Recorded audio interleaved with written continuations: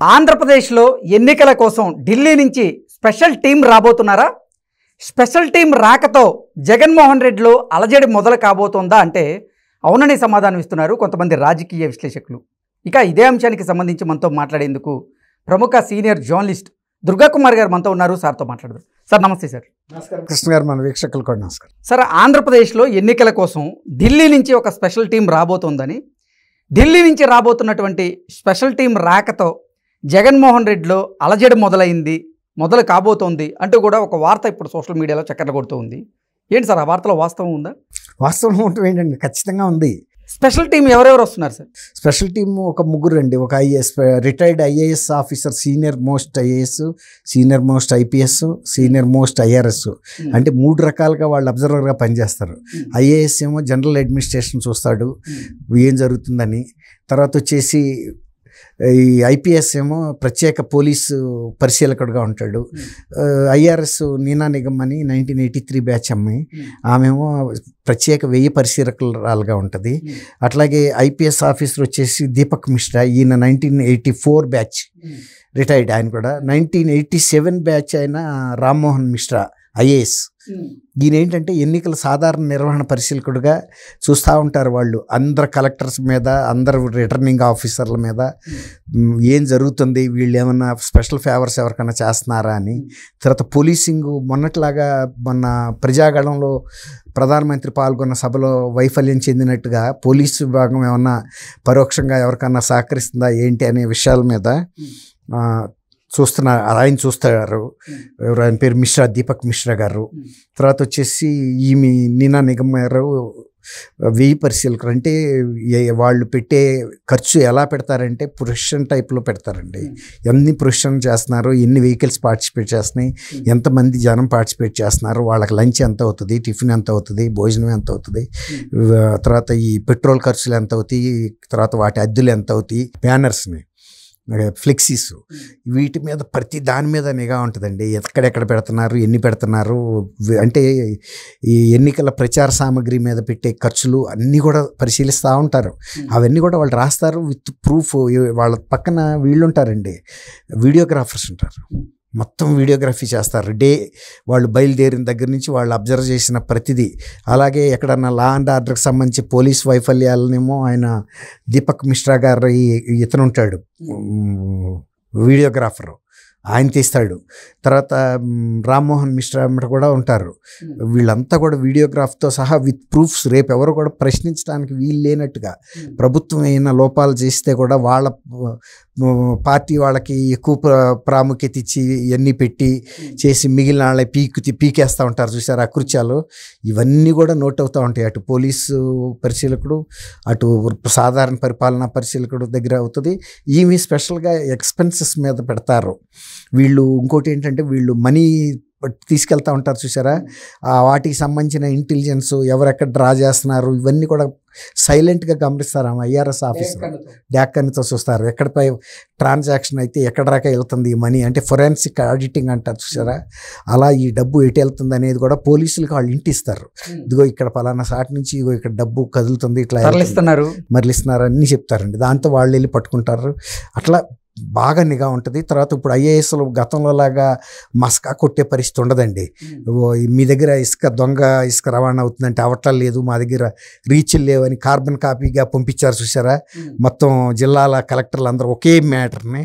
అలాంటి పరిస్థితి ఉండదు. ఇప్పుడు ఎవరి కాళ్ళకి ఐపీఎస్లను కూడా ఎస్పీఎల్ని మొన్న స్టేట్ ఎలక్షన్ కమిషన్ పిలిపించింది కదా, పల్నాడు అండ్ నంద్యాల ఎస్పీఎల్ మీద కూడా చాలా స్పెషల్ ఇది పెట్టారు. ఇప్పుడు కాన్సన్ట్రేషన్ పెట్టారు, వాళ్ళ మీద వెయిట్ వేయబోతున్నారు అంటూ కూడా కొన్ని వార్తలు.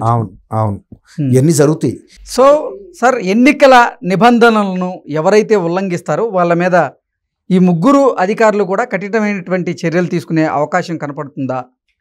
ఆ పరిస్థితి ఉంటుందా? ఉంటుందండి. ఇప్పుడు సివిజిల్ ఉంది కదండి, వీళ్ళు సివిజిల్తో కూడా కోఆర్డినేట్ అవుతూ ఉంటారు. సివిజిల్కి వచ్చిన ఫిర్యాదుల్ని ఇప్పుడు సపోజ్ దీపక్ మిశ్రా గారు ఉన్నాడు, ఏ పోలీస్ స్టేషన్ జ్యూరిస్డిక్షన్లోకి వెళ్తే వాళ్ళకి సపోర్టింగ్ స్టాఫ్ ఉంటారండి. వాళ్ళు ఏ పోలీస్ జ్యూరిస్డిక్షన్లోకి వెళ్తుంది, వాళ్ళు ఎక్కడున్నారు, ఏమైనా కదిలారా లేదా, ఏం యాక్షన్ తీసుకున్నారు, దాడి చేసింది ఎవరు, బాధితుడు ఎవడు, ఇవన్నీ కూడా దాడి జరగటానికి గల ప్రేరణ ఏంటి, వీళ్ళు పోలీసులు ఎఫెక్టివ్గా పనిచేస్తున్నారా లేదా, ఇవన్నీ పరిశీలనలో ఉంటాయండి. తర్వాత ఇష్టం వచ్చినట్టు పబ్లిసిటీ వాడేస్తాం, మేము గుప్పేస్తాం, కోట్లు ఇప్పుడు ఎన్ని కోట్లు ఉన్నా కూడా ఇవాళ ఒక లిమిట్ దాటింది అనుకోండి ఎలక్షన్ ఎక్స్పెండిచర్, అది డిస్క్వాలిఫై చేయడానికి అసలు కోర్టులు కూడా వెళ్ళక్కర్లా. ఈ అబ్జర్వర్స్ ఇచ్చే ఎక్స్పెన్సెస్ ప్రూఫ్స్తో సహా కేంద్ర ఎన్నికల సంఘానికి కనుక సమర్పిస్తే డిస్క్వాలిఫై చేసేస్తుంది. కేంద్ర ఎన్నికల సంఘం ఇచ్చిన డైరెక్షన్స్ని ఎప్పుడైతే వీళ్ళు ఉల్లంఘించారో అక్కడే దొరికిపోతారు. కాబట్టి ఇప్పుడు కోట్లాది కోట్లు, వందల కోట్లు గుమ్మరిచ్చి అవి కనపడకుండా ఎట్ట దాయగలుగుతారు కృష్ణ గారు. తర్వాత డిస్ట్రిబ్యూషన్ ఆఫ్ గిఫ్ట్స్ ఇవన్నీ కూడా ఇదివరకట్లాగా యథేచ్ఛగా జరగవు. అక్కడ ఎక్కడెక్కడ పంచుతున్నారో వాటి మీద నిఘా పెడతారు. అందులో ప్రతిపక్షాలు చూస్తా కూర్చోరు కదండి, సివిజిల్కి రిపోర్ట్ చేస్తారు. ఇప్పుడు ఈ నినా నిగమ్కి కూడా నంబర్ తీసుకుని చేస్తారు. వీళ్ళ నంబర్స్ అన్నీ ఓపెన్ ఉంటాయండి, వాళ్ళ ఏమి సీక్రెట్గా ఉండవు. ఓకే, కారులో పెట్టారు, నంబర్ కూడా ముఖ్యులు పార్టీ లీడర్లు అందరికి ఇస్తారు. నినా నిగమ్ నంబర్ ఇస్తారు, దీపక్ మిశ్రాది ఇస్తారు, రామ్మోహన్ మిశ్రాది ఇస్తారు.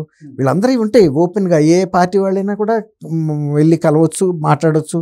కలవటం కన్నా టెలిఫోన్లోనే సెల్ ఫోన్ నంబర్లు ఇచ్చేస్తారు. కాబట్టి వాళ్ళు వెంటనే ఆ కలెక్టర్ని చేర్చేస్తారు.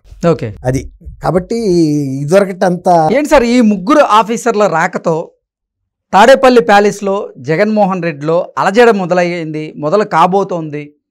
ఈ వార్త తెలుసుకున్నప్పటి నుంచి జగన్మోహన్ రెడ్డిలో అలజడి మొదలవుతుంది, కాబోతోంది అంటూ కూడా ఒక వార్త ఇప్పుడు సోషల్ మీడియాలో. ఎవరైనా ఇప్పుడు చీఫ్ మినిస్టర్గా ఆయన నిన్న అది సిద్ధం సభలు ఫెయిల్ అయినాయండి. మేమంతా సిద్ధమని మళ్ళీ ఇంకా కొంతమందిని జమ చేసుకుని వచ్చాడు. ఎక్కడికి వెళ్ళాడు? సొంత ప్లేస్కి వెళ్ళాడు. ప్రజలు ఎట్లా అనుకున్నారు, బాబు మేమంతా కూడా సిద్ధంగా ఉన్నాము నీకు బై చెప్పటానికని.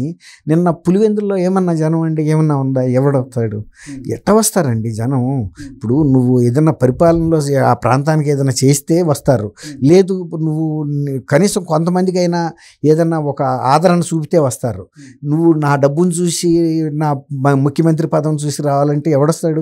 నిన్న రాష్ట్రం మొత్తం ఎదురు చూసింది ఏదైనా ఒక మంచి కబురు అక్కడి నుంచి అన్నా చెప్తాడేమో, ఆయన చేసిన మంచి పనులు ఏమన్నా చెప్తాడేమోనని. అదేం లేదు. అది ఆయన అదేదో సినిమాలో దృశ్యం సినిమాలో లాగా సమాధిని తవ్వటమే సరిపోయింది. ఎవరిది? చిన్నాన్న సమాధిని తవ్వటం ఇప్పుడు ప్రజలకు అవసరమా? అది అంటే ఆయన ఏది చెప్పబోయాడు, ఏది చేయాలనుకున్నాడో జరగల, వేరేది జరిగింది. దృశ్యం సినిమానేనా అది? వెంకటేష్ ఆ దృశ్యం సినిమా అయింది అది. Okay, okay sir, thank you sir. Thank you Krishna గారు, మన వీక్షకులు కూడా. సార్, ఆంధ్రప్రదేశ్లో ఎన్నికల కోసం ఢిల్లీ నుంచి ఒక స్పెషల్ టీం రాబోతోందని, ఢిల్లీ నుంచి రాబోతున్నటువంటి స్పెషల్ టీం రాకతో జగన్మోహన్ రెడ్డిలో అలజడి మొదలు కాబోతోంది అంటూ కూడా ఒక వార్త ఇప్పుడు సోషల్ మీడియాలో చక్కర్లు కొడుతూ ఉంది. ఏంటి సార్ ఆ వార్తలో వాస్తవం ఉందా? వాస్తవం ఉంటుంది ఏంటండి, ఖచ్చితంగా ఉంది. స్పెషల్ టీం ఎవరెవరు వస్తున్నారు సార్? స్పెషల్ టీం ఒక ముగ్గురు అండి. ఒక retired IAS officer, senior most IAS, senior most IPS, senior most IRS. అంటే 3 రకాలుగా వాళ్ళు అబ్జర్వర్గా పనిచేస్తారు. ఐఏఎస్ ఏమో జనరల్ అడ్మినిస్ట్రేషన్ చూస్తాడు ఏం జరుగుతుందని. తర్వాత వచ్చేసి ఈ ఐపీఎస్ ఏమో ప్రత్యేక పోలీసు పరిశీలకుడుగా ఉంటాడు. ఐఆర్ఎస్ నీనా నిగమ్ అని 1983 బ్యాచ్ అమ్మాయి, ఆమెమో ప్రత్యేక 1000 పరిశీలకురాలుగా ఉంటుంది. అట్లాగే ఐపీఎస్ ఆఫీసర్ వచ్చేసి దీపక్ మిశ్రా, ఈయన 1984 బ్యాచ్ రిటైర్డ్. ఆయన కూడా 1987 బ్యాచ్ అయిన రామ్మోహన్ మిశ్రా ఐఏఎస్. ఈయన ఏంటంటే ఎన్నికల సాధారణ నిర్వహణ పరిశీలకుడుగా చూస్తూ ఉంటారు వాళ్ళు. అందరు కలెక్టర్స్ మీద, అందరు రిటర్నింగ్ ఆఫీసర్ల మీద ఏం జరుగుతుంది, వీళ్ళు ఏమన్నా స్పెషల్ ఫేవర్స్ ఎవరికైనా చేస్తున్నారా అని.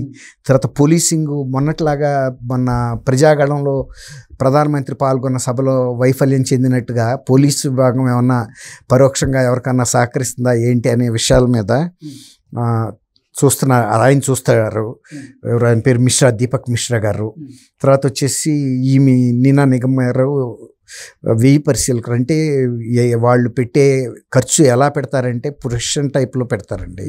ఎన్ని ప్రొఫెషన్ చేస్తున్నారు, ఎన్ని వెహికల్స్ పార్టిసిపేట్ చేస్తున్నాయి, ఎంతమంది జనం పార్టిసిపేట్ చేస్తున్నారు, వాళ్ళకి లంచ్ ఎంత అవుతుంది, టిఫిన్ ఎంత అవుతుంది, భోజనం ఎంత అవుతుంది, తర్వాత ఈ పెట్రోల్ ఖర్చులు ఎంత అవుతాయి, తర్వాత వాటి అద్దెలు ఎంత అవుతాయి, బ్యానర్స్ని ఫ్లెక్సీస్, వీటి మీద ప్రతి దాని మీద నిఘా ఉంటుందండి. ఎక్కడెక్కడ పెడుతున్నారు, ఎన్ని పెడుతున్నారు, అంటే ఈ ఎన్నికల ప్రచార సామాగ్రి మీద పెట్టే ఖర్చులు అన్నీ కూడా పరిశీలిస్తూ ఉంటారు. అవన్నీ కూడా వాళ్ళు రాస్తారు విత్ ప్రూఫ్. వాళ్ళ పక్కన వీళ్ళు ఉంటారండి, వీడియోగ్రాఫర్స్ ఉంటారు, మొత్తం వీడియోగ్రఫీ చేస్తారు. వాళ్ళు బయలుదేరిన దగ్గర నుంచి వాళ్ళు అబ్జర్వ్ చేసిన ప్రతిదీ. అలాగే ఎక్కడన్నా లా అండ్ ఆర్డర్కి సంబంధించి పోలీస్ వైఫల్యాలనేమో ఆయన దీపక్ మిశ్రా గారు ఇతను ఉంటాడు వీడియోగ్రాఫరు, ఆయన తీస్తాడు. తర్వాత రామ్మోహన్ మిశ్రా కూడా ఉంటారు. వీళ్ళంతా కూడా వీడియోగ్రాఫ్తో సహా విత్ ప్రూఫ్స్ రేపు ఎవరు కూడా ప్రశ్నించడానికి వీలు లేనట్టుగా ప్రభుత్వం ఏమైనా లోపాలు చేస్తే కూడా వాళ్ళ పార్టీ వాళ్ళకి ఎక్కువ ప్రాముఖ్యత ఇచ్చి ఇవన్నీ పెట్టి చేసి మిగిలిన వాళ్ళ పీకేస్తూ ఉంటారు చూసారు అకృత్యాలు. ఇవన్నీ కూడా నోట్ అవుతూ ఉంటాయి. అటు పోలీసు పరిశీలకుడు, అటు సాధారణ పరిపాలనా పరిశీలకుడు దగ్గర అవుతుంది. ఈమె స్పెషల్గా ఎక్స్పెన్సెస్ మీద పెడతారు వీళ్ళు. ఇంకోటి ఏంటంటే వీళ్ళు మనీ తీసుకెళ్తూ ఉంటారు చూసారా, వాటికి సంబంధించిన ఇంటెలిజెన్స్ ఎవరెక్కడ డ్రా చేస్తున్నారు ఇవన్నీ కూడా సైలెంట్గా గమనిస్తారు. ఆమె ఐఆర్ఎస్ ఆఫీసర్ డాక్కన్తో చూస్తారు ఎక్కడిపై ట్రాన్సాక్షన్ అయితే ఎక్కడ దాకా వెళ్తుంది ఈ మనీ, అంటే ఫొరెన్సిక్ ఆడిటింగ్ అంటారు చూసారా.